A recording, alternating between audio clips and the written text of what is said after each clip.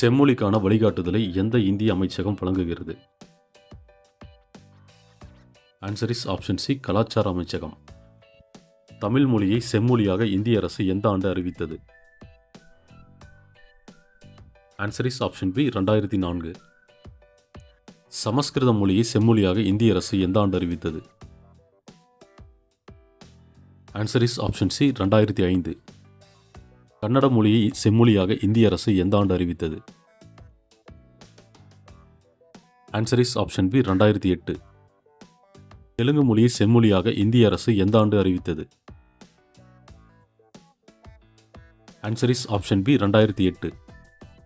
மலையாள மொழியை செம்மொழியாக இந்திய அரசு எந்த ஆண்டு அறிவித்தது? Answer is option C, 2013. Odia மொழியை செம்மொழியாக இந்திய அரசு எந்த ஆண்டு அறிவித்தது? Answer is option B, 2014.